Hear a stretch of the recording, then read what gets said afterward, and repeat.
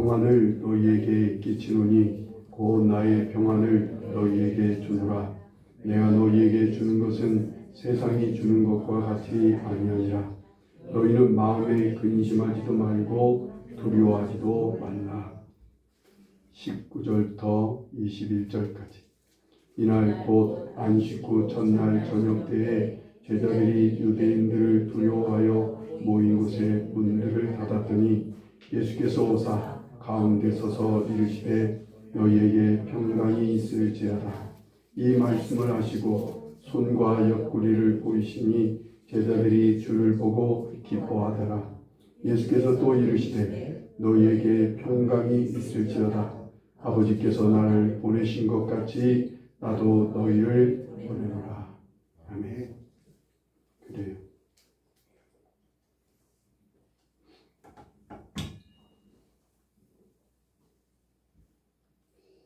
가정이 뭔가, 우리 가정주의라 가정이 뭔가 한번 생각해 봤으면 합니다. 사전에서 보면 가정이라고 하는 단어의 뜻을 보면 의식주 활동을 공유하는 생활 공동체를 의미하며 인간이 태어나서 처음 접하는 사회 집단이라는 거예요. 그리고 가족 구성원 간의 정서적 지지가 이루어지는 마음의 안식처이자 함께 생활하는 물리적 공간을 뜻하기도 한다고 합니다. 즉 가정은 하나의 집단을 뜻하기도 하지만 장소를 뜻하기도 한다. 이렇게 표현하고 있어요. 두 가지만 기억했으면 좋겠어요. 가정이라는 게 뭐냐? 가정이라는 것은 의식주 활동을 공유하는 생활 공동체라는 것과 정서적인 지지가 이루어지는 마음의 안식처라는 것, 이 두 가지를 좀 기억했으면 좋겠습니다. 우리 의식주를 우리가 함께 공유하는 공동체를 이루려면요, 식구마다 자기 몫을 잘 감당해야 돼요. 특별히 부모가 말이에요. 양쪽의 부모가 자기 몫을 잘 감당하고 함께 쓸 것을 자신이 제공해 줘야 되는 거예요. 그러려면 자기 몫을 다하려면 자기 책임을 다해야 된다는 의미예요. 자녀는 자녀의 자리에서, 부모는 부모의 자리에서 일을 나가서 돈을 버는 사람과 그리고 자녀를 돌보는 사람과 각각 자기의 자리에 자기의 책임을 다해야 가정이 건강해질 수가 있어요. 그리고 정서적인 지지를 하려면요, 자기만이 가지고 있는 장점이, 정서적인 장점이 있어요. 마음이 따뜻한 사람이라든가, 아니면 현명하다든가, 아니면 여러 가지 일을 빨리 한다든가, 느리게 한다든가, 아니면 마음이 좀 푸근하다든가, 세심하다든가, 가지고 있는 정서적인 장점을 가지고 그래도 자기 속에 있는 자존감을 바탕으로 다른 식구를 지지해 주는 거예요. 자기의 식구들을 지지해 주고 세워줘야 한다고 말입니다. 이 두 가지 중에 어느 하나라도 충격을 받아서 흔들릴 때 가정은 평안이 깨지게 되는 거예요. 가정이 평안이 없어져요. 혼자 사는 사람도 그래서 가정을 못 이뤄도요, 자기 것을 남에게 나누고 봉사하면서 어딘가의 공동체 안에 서려고 애를 쓰게 돼요. 왜냐하면 누군가에게 가서 지지를 얻고 힘을 얻어야 되기 때문에 그래요. 그리고 정서적인 지지를 얻고 이 지지를 줄 대상을 찾으려고 애를 쓰기 때문에 혼자 사는 사람들은 동호회를 간다든지, 아니면 동거를 할 사람이나, 아니면 떨어진 가족이나, 아니면 친구나, 유튜브나 온라인 AI를 통해서 자기 속마음을 털어놓고 그리고 정서적인 안정이나 지지를 얻으려고 애를 쓰고 있다고 해요. 작년 한 해 템플스테이에 대한 한 해 예산이, 국가 예산이 60억이었어요. 2024년 한 해 예산이 60억이 책정이 됐는데 그 60억에다가 불교에서 다시 자기들이 돈을 더 보태서 약 한 80억 정도를 쓰지 않았나 하는 생각이 들어요. 이 템플스테이에 많은 젊은이들과 직장인들이 몰려든다고 그래요. 왜 그래요? 스트레스를 좀 풀고 싶은 거예요.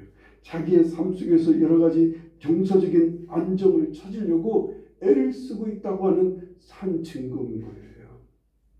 모든 인간들은 평안하지 않으면 살 수가 없어요. 성경은 이 평안이라고 하는 단어를 다 평화, 평안, 평강 이 세 가지의 단어를 썼어요. 다 똑같은 단어예요. 에이레나라고 하는 똑같은 평화라고 하는 단어인데 우리나라는 이 똑같은 단어를 세 가지로 구분해서 번역을 했어요. 어쩔 때는 평화라고, 어쩔 때는 평강이라고 썼고, 어쩔 때는 평안이라고 하는 말을 썼습니다.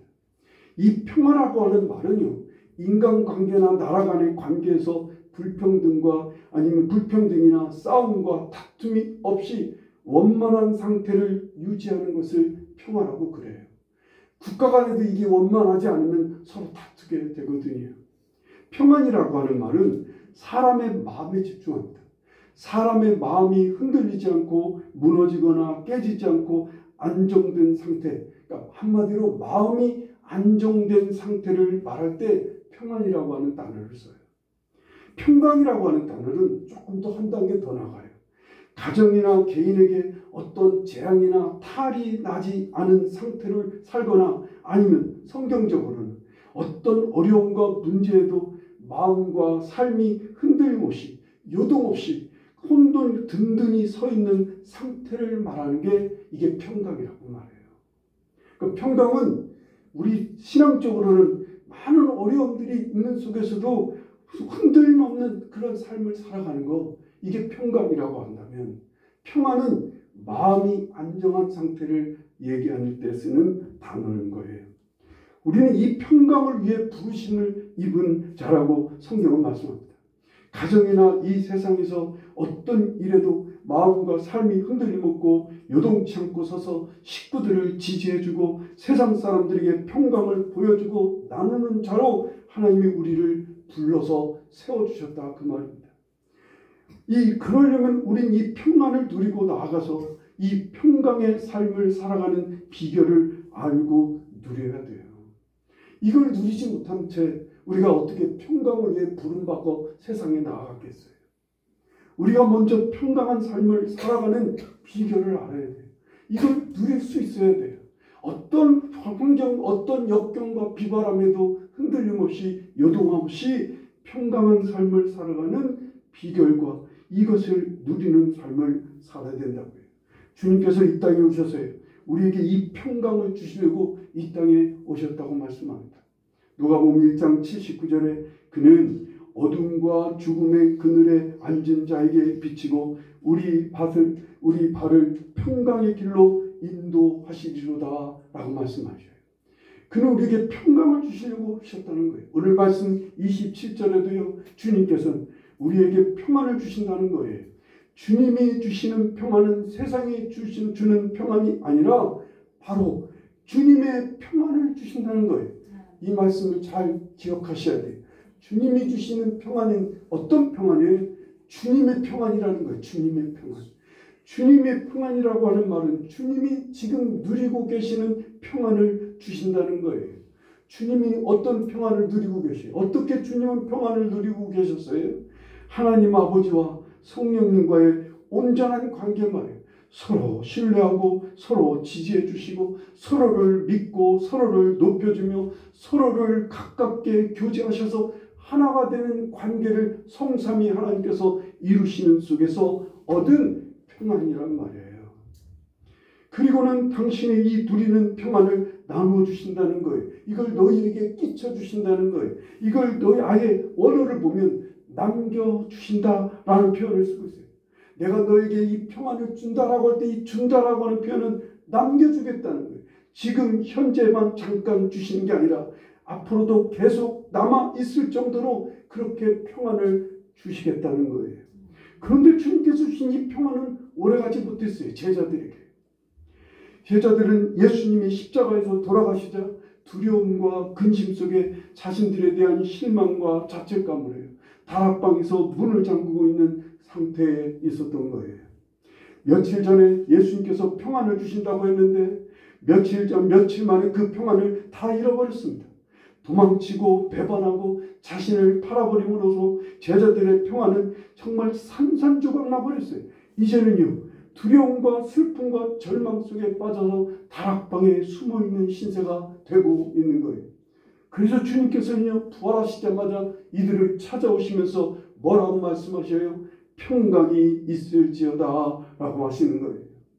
예수님의 죽으심이란 문제를 만나면서요, 이들에게 주신 주님의 평안은 모두 없어졌어요. 모두 다 잃어버렸어요. 이들은 다락방에서 두려움과 죄책감과 절망 속에서 숨어 있어야만 됐던 거예요. 왜 이들은요, 정말 며칠 전에 얻은 평안을 왜 이렇게 쉽게 잃어버렸을까요? 주님께서 남겨두시고까지 하신 이 평안이라는 것을 왜 이들은 이렇게 쉽게 잃어버렸을까요? 먼저는요, 우리가 오해하지 말아야 되는 게 있어요. 주님께서 주신 평안은요, 한 번 받으면 영원히 누리는 게 아니라는 거예요. 이건 계속해서 받아야 되는 거예요. 때마다 일마다 평강의 주님에게서 평강이라는 걸 받아야 되는 거예요. 데살로니가후서 3장 16절에 평강의 주께서 친히 때마다 일마다 너희에게 평강을 주시고 주께서 너희 모든 사랑과 함께 하시기를 원하노라. 때마다 일마다 평강을 얻어야 돼요. 또 한 가지는요, 주님이 주시는 평안은요, 세상이 주는 것과 같지 않다는 거예요. 세상은요, 좋은 일이 일어나고 문제가 해결이 되고 어려운 일이 풀어져야 평안을 누리는 거예요. 돈 문제나 자식 문제나 사람과의 갈등이나 일에 대한 스트레스가 풀려야 세상 사람들은 평안을 얻게 됩니다. 이런 힘들고 어려운 일이 없어야 그들은 평강을 누리게 되는 거예요. 평강이라고 하는 단어는 아무 탈이 없는 상태를 말하는 게 평강이라고 그랬잖아요. 아무 문제가 없고 탈이 없는 상태가 됐을 때 이 세상 사람들은 평강을 얻게 되는 거예요. 근데 이런 것이 아무리 고민하고 애써도 안 풀릴 때 말이에요. 세상 사람들은 어떻게 해요? 평안을 얻으려고 써도 안 될 때는 어때요? 속세를 떠나려고 해요.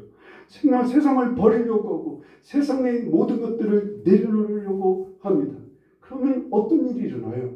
가정이라는 게, 사회라는 게 해체가 되는 거예요. 같이 동거를 해도요, 늘 불안한 동거가 될 수밖에 없어요. 이런 상태의 사람들하고는 언제 깨질지 모르고요, 늘 이것을 잊어버리기 위해서 어쩔 때는 이것을 피하고 문제를 회피하고 자기의 가정이라는 것을 도망쳐버리는 일도 생길 거예요.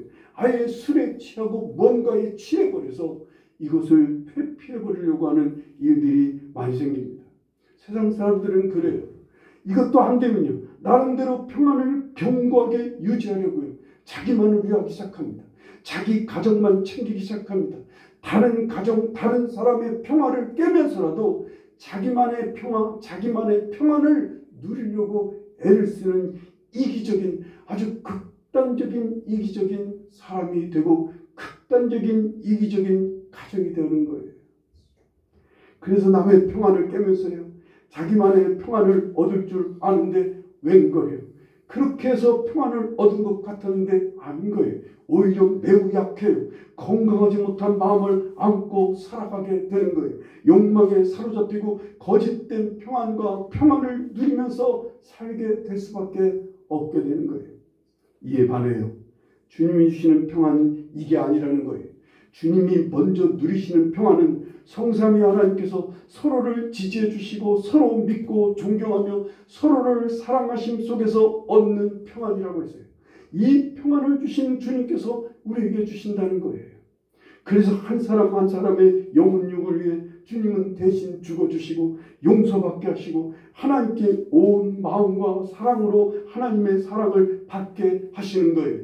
그리고 주님은 각 사람 한 사람 한 사람을 지지해 주시고 위로해 주시고 도움받게 도움을 주시는 일을 하시는 거예요. 그래서 한 사람 한 사람을 건강하게 세워서 어떤 세상 일에도 흔들림 없고 든든하게 서게 하시는 것을 믿으시기 바래요. 이렇게 세움이 본 성도는요, 서로를 향해 받은 은혜와 사랑을 나누고 그 사랑을 전하고 섬김으로 서로를 지지해 줍니다. 서로 함께 나누게 하셔서 평안함을 얻게 하시는 거예요. 더 나아가 평강을 누리게 하신다는 거예요. 성도들은요, 이 평강을 위해 부름받은 자라 말씀합니다. 골로새서 3장 15절에 그리스도의 평강이 너희 마음을 주장하게 하라. 너희는 평강을 위하여 한 몸으로 부르심을 받았나니 너희는 또한 감사하는 자가 되라. 평강을 위해서 부르심을 받았다는 거예요. 예수님의 제자들은요, 예수님이 십자가를 지기 위해 예루살렘에 들어가시면서 많은 저항과 질시와 공격을 받자 매우 마음이 불안하고 두려웠어요. 이런 제자들에게 주님께서는 당신의 평안을 주신다고 하시면서 그들이 평안함을 얻도록 그 밤에 이 제자들에게 평안을 얻게 하셨습니다. 그런데 며칠이 안 되세요. 주님께서 십자가에 돌아가시자 그들의 평안은 모두 무너지고 맙니다. 그리고는 심한 두려움과 절망 속에서, 좌책감 속에서 다락방에 숨어 있어야 했던 거예요. 예수님은 이들을 만나시면서 오늘 말씀 요한복음 20장 19절, 20절, 21절을 보면 반복적으로 너희에게 평강이 있을지어다 라고 먼저 말씀하시는 거예요. 평강의 주님을 만나고 살아계신 주님을 믿게 되면서요, 그들은 어떻게 됐어요? 부활하신 주님을 통해 그 평강의 주님을 만나면서 그들은 다시 평강을 넘어서 기쁨을 넘치게 얻게 되는 것을 보게 됩니다. 평강의 주님께서 찾아와 주시면요, 그들이 도망치고 주님을 배반하고 했을지라도요, 바로 그들을 지지하는 그런 표시가 바로 주님 찾아오심이었어요. 그들을 받아주시고 사랑하신다는 표시였던 거예요. 심지어는 갈릴리 호숫가에 주님은 먹을 것을 마련했고 떡과 고기를 구워놓고 그들을 맞아주시고 그날 아침 풍성하게 풀 서비스로 그들을 대접해 주셨던 거예요. 그건 뭐예요? 그들을 다 용서하시겠다는 거예요. 그들이 도망치고 그들이 당신을 배반했던 모든 걸 다 용서하시고 받아주시고 이해해 주실 뿐만 아니라 그들을 진심으로 사랑하고 있다는 것을 보여주심으로 그들 모두에게 참 평안을 얻게 하시는 것을 보게 됩니다. 그리고 이 평안함을 얻고 평강을 누리는 제자들을 향해 뭐라고 해요? 제자들을 세상으로 보내시는 거예요. 21절에 나도 너희를 세상에 보내노라 라고 말씀하시고 계세요. 제자들이 평강의 주님을 놓치고요, 주님 안에 있지 아니하니까 그들은 평강을 잃어버리게 됩니다. 오히려 두려움과 오히려 절망 속에서 숨어 있어야만 되세요. 우리 성도들이 주님을 잃어버리고 주님 안에 있지 않으면 우리는 평강을 잃어버립니다. 세상에서 평강을 얻어보려고 혼자 애를 쓰고 가정조차 서로 지지하고 서로 공유하는 평안한 가정을 만들지 못해요. 성도들이 주님을 놓치면 말이에요. 먼저 성도 한 사람 한 사람이 주님을 찾아야 돼요. 주님 안에 거하고 주님의 평안을 얻어야 돼요. 그래서 평안을 누리고 평강을 누리는 자로 먼저 서야 되는 거예요. 어떠한 문제와 탈이 나도 흔들림 없이 평안을 누리며 다른 사람을 평안하게 만드는 자가 되어야 된다 그 말입니다. 어떤 회사가 평화에 대한 주제로 그림을 그려서 제출하도록 그림을 공모했어요. 그래서 많은 화가들이 그림을 그 회사에다가 그림을 공모해서 제출을 했습니다. 그 제출한 그림 중에 가장 그날 그 해에 최고의 대상을 받은 그림이 하나 있었어요. 그 그림을 보니까 그 그림이 어떤 그림이냐면 폭포수에서 막 폭포가서 물이 막 쏟아지는 그 호숫가에 호숫가에 있는 나뭇가지에 새 두 마리가 담요 아마 한 쌍이겠죠. 새 두 마리가 나뭇가지에 올라앉아서 그 폭포수가 쏟아지는 그 속에서 피에 젖은 그 몸을 서로 이렇게 막 부리로 이렇게 그 부리로 만져주는 그런 그림이었다는 거예요. 그게 평화라는 거예요. 주님의 평안이 바로 이런 거예요. 주님이 주시고자 하시는 평안은 먼저 주님께서 나의 잘못과 나의 못난 점을 탓하기보다는 우선은 용서하셔요. 우선은 받아주셔요. 그리고 위로하시고 격려하시는 거예요. 먼저 주님은 그래요. 이사야서 1장 18절에 여호와께서 말씀하시되 오라 우리가 서로 변론하자. 너의 죄가 주홍 같을지라도 눈과 같이 희어질 것이요 진홍같이 붉을지라도 양털같이 희게 되리라 라고 말씀하셔요. 먼저 하나님은 우리에게 당신에게 오라는 거예요. 먼저 막 지적하고 책망하고 그것부터 다 버리고 와야 돼. 그것부터 해결하고 와야 돼. 그게 아니라 먼저 오라는 거예요. 와서 너희가 죄가 있으면 내가 그거 씻어주시겠다는 거예요. 마태복음 11장 28절에도 수고하고 무거운 짐진 자들은 다 내게로 오라. 내가 너희를 쉬게 하시겠다는 거예요. 수고하고 무거운 짐을 그냥 짐 채로 오라는 거예요. 그걸 내려놓고 오는 게 아니라 와서 그 짐 주님께 던지라는 거예요. 주님은 그렇게 우리를 먼저 받아주시는 거예요. 성경에 나오네요. 하나님의 사람들 모두는 다 한결같이 자신들의 평안이 흔들릴 때마다 자신들의 평안이 흔들리고 없어져 두렵고 근심이 가득할 때마다 그들은 항상 하나님을 찾았어요. 하나님을 바라보는 일에 힘썼어요. 그리고 하나님 품 안에 먼저 안기는 일부터 시작했던 거예요. 그래서 주님 안에 거하면서 그 안에 거하는 일이 먼저였다는 거예요. 가정도 평안함이 있는 가정이 되려면요, 한 사람이든 그 주님의 평안을, 이런 주님의 평안을 받아서 이 평안함으로 다른 식구를 지지해 주는 거예요. 함께 짐을 나누어 평안한 공동체가 되게 하는 거예요. 비에 푹 젖어 있는 새 두 마리가 서로를 향해서 서로의 낯을, 서로의 깃을 핥아주고 서로를 만져주는 것처럼 평안한 가정은 먼저 이 평안함을 얻은 하나님의 사람들이 서로의 젖은 몸들을 닦아주는 거예요. 젖은 몸들을 정말 만져주고 지지해주는 일을 하는 이러한 가정이 건강한 가정이 되는 거예요. 우리가 평안함을 잃어버려서요, 근심과 두려움과 여러 스트레스에 시달릴 때요, 주님을 향해 힘써 들어가는 것이 먼저예요. 그리고 그 주님 안에 들어가 주님의 평안을 우리가 먼저 받아야 되는 거예요. 네. 나도 평안하지 않다면서 남을 평안하게 할 수는 없잖아요. 내가 평안하지 않으면서 나의 일을 할 수가 없잖아요. 그러면 먼저 주님 안으로 들어가 주님이 주시는 평안을 먼저 누려야 되는 거예요. 주님이 우리 주님의 평안이라는 게 뭐예요? 받아주셔요. 용납하시는 거예요. 용서해 주셔요. 그리고 주님은 위로해 주시고 격려해 주시는 게 주님의 평안이에요. 평안을 너희에게 끼치노니 나의 평안을 너희에게 주노라 라고 하시는 평안. 주님의 평안을 받으실 수 있기를 간절히 바랍니다. 여러분, 다른 데로 쓸려가지 않아야 돼요. 우리가 흔들리고 요동칠 때, 우리가 이 평안을 누리지 못해서 흔들릴 때, 이때 세상의 물결에 휩쓸려가지 않게 재빨리 주님 품 안으로 들어가야 돼요. 이때 재빨리 주님 안에 들어가지 않으면 세상의 물결이 막 휩쓸고 갑니다. 그래서 세상의 악한 타락의 길로, 아니면 세상의 어두운 세계로, 세상의 욕심과 탐욕의 세계로 우리를 막 쓸려가게 되는 거예요. 먼지처럼 날린다 그 말이에요.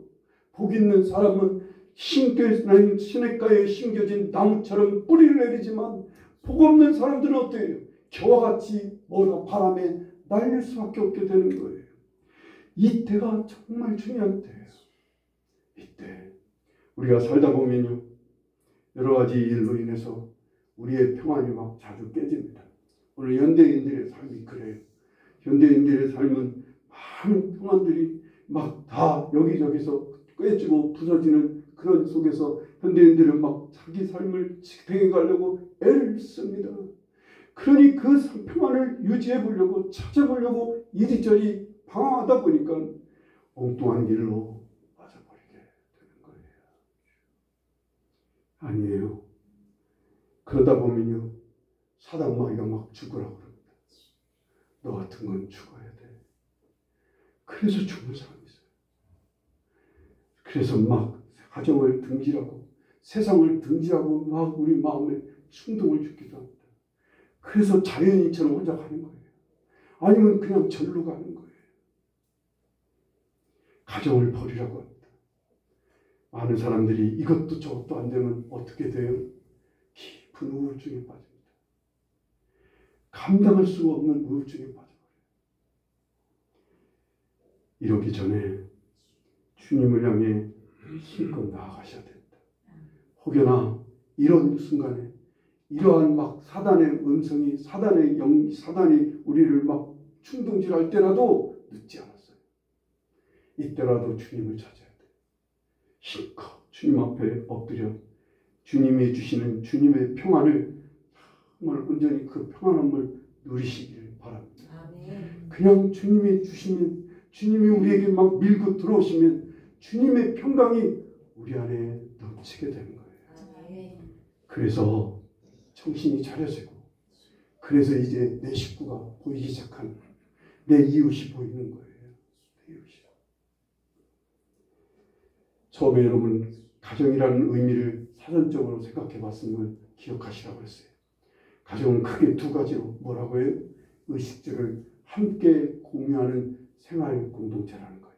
둘째로 서로 정서적인 지지를 서로 함으로 마음의 안식처가 되는 것이 가정이라고 그랬어요. 이 두 가지를 이루어갈 수 있게 먼저 우리가 주님의 평안을 얻어서 가정을 평안하게, 여러분이 속한 직장과 여러분이 속한 여러분 주위의 이웃을 평안하게 하는 평강을 위해 부름받은 성도로 잘 쓰임받기를 간절히 축원합니다. 기도하시겠습니다.